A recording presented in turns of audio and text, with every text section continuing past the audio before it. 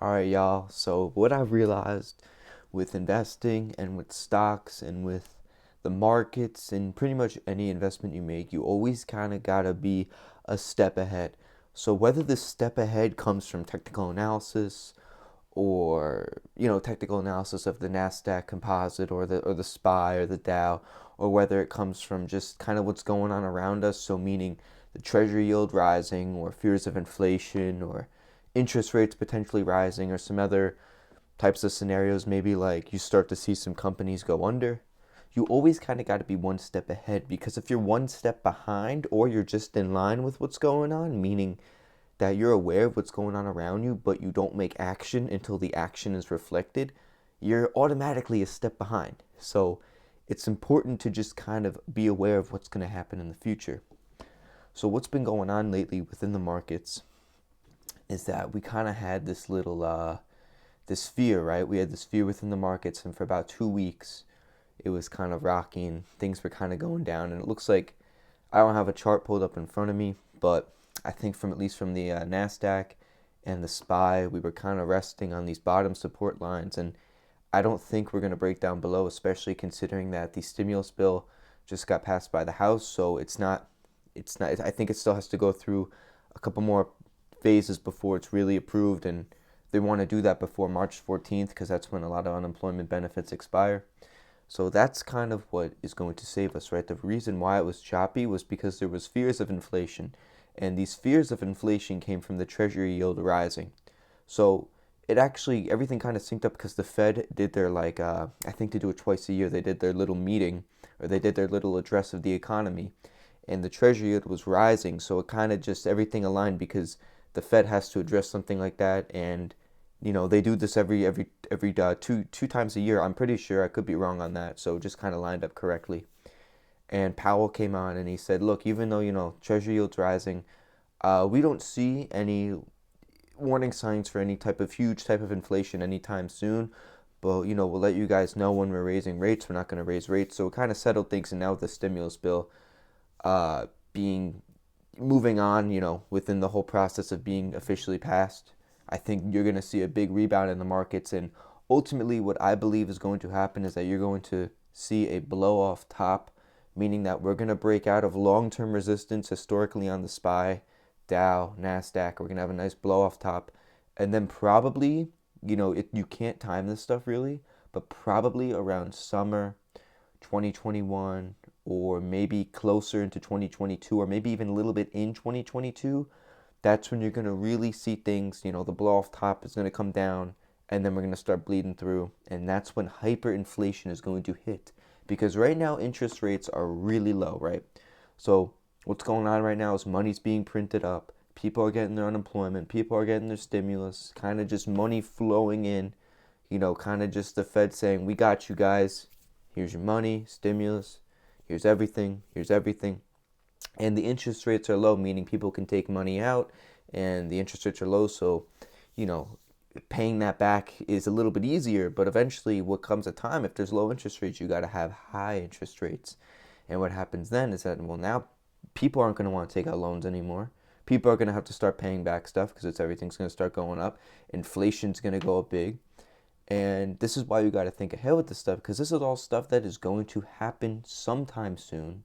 It's really hard to predict when it's going to happen. Ultimately, it's kind of up to the Fed and what the Fed says about inflation, interest rates. And I didn't watch everything Powell said, but I'm pretty sure he said, number one, he would let us know, when they're going to start raising rates. And number two, they said you have nothing to worry about right now, but I think they said maybe starting like in 2022, this would all kind of take place, but you kind of have to be prepared for that to happen a little bit earlier.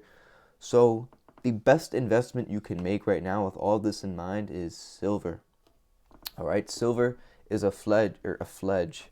Silver is a hedge against inflation, meaning that if there is hyperinflation like I'm expecting, you're going to see commodities like silver and gold and defensive stocks just kind of skyrocket. So, what is the best course of action to take right now? What is the best plan to take right now? Well, right now, with the stimulus bill news, you are going to see a rebound in the markets. And when fears of inflation are settled down, the best performing stocks are super growth tech stocks and like small cap, like new innovative small cap stuff, which is my current investing strategy. That's really my investing and trading strategy is I swing trade like the small cap, like potential disruptive stuff and the tech growth, genetic, future disrupting stuff, because that stuff is what does the best right now. However, there's going to come a time when the inflation hits, and that is when you sell those stocks, okay? Because those stocks aren't going to perform good anymore. And what I expect to happen with the treasury yield is I think it was surging. So I actually expect it to come down and stabilize a little bit. And then the next time the Fed is about to make an announcement, or when the fears of inflation come back, you're going to see that thing go back up. And that's when once the Fed starts saying, all right, or once the government says, all right, the economy's getting good, you know what I mean? The economy's getting better, so no more stimulus, and we're going to start raising rates. That is when tech and small cap growth, that is really when the markets are going to have a problem. So we're okay right now. We're all right. But my course of action, my plan, and my strategy is that when all that takes place, like I said, I don't really know when. We can kind of get a time frame of it. We just kind of got to kind of watch it and kind of keep following it, right? You sell those tech growth stocks. So now you have made money. And then what happens is everything, you're out of the market completely. You're not in the market. You're not invested in anything. Maybe, a few things, like a few like swing trades that are like they have good setups, meaning like technically they're about to break out even though stocks are going down, because ultimately when stocks go down you still have a few like every day that are going to like go up big just because technically they were inclined for a breakout, maybe they said some news. So what happens is besides like those little plays here and there, you pull out of all tech, no more small cap growth, no more none of that. And then what you would do is you start buying silver now.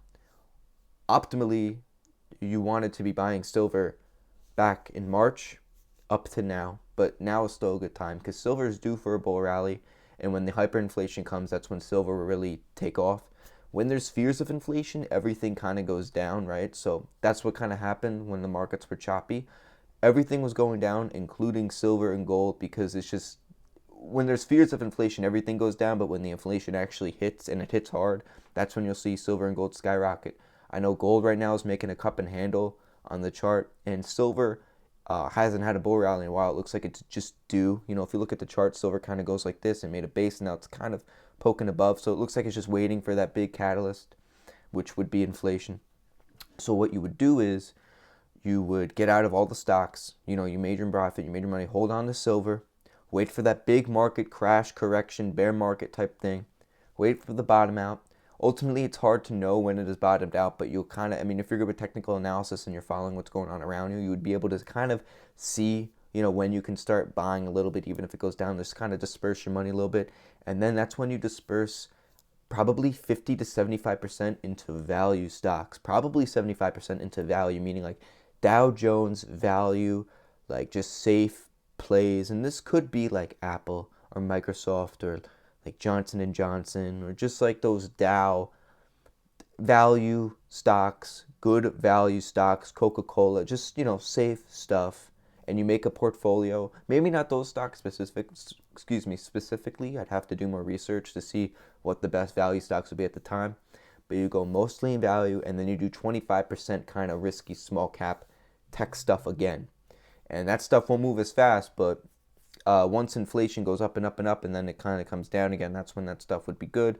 So I think the play you really got to watch out for once the market has this big correction is you want to start adding Tesla. Right now is not the time to be buying Tesla. Ultimately, I do think it'll get to a $1 trillion market cap before we have this huge correction. Like I think there's easily more room for Tesla to go up. But obviously it's completely overvalued. But I think once it comes down like 90% with the crash or correction that's expected to happen, that is when you add Tesla long term. That is when you add that and you hold that and you make that a staple in your portfolio, because I believe Tesla is going to be just like Amazon in the way where when the dot-com bubble was going up, Amazon corrected 90%, but then it was here to stay, you know what I mean? It did this for like 10 years, whatever, or more, but it was here to stay, and ultimately it ended up being one of the greatest stocks ever, one of the greatest companies ever.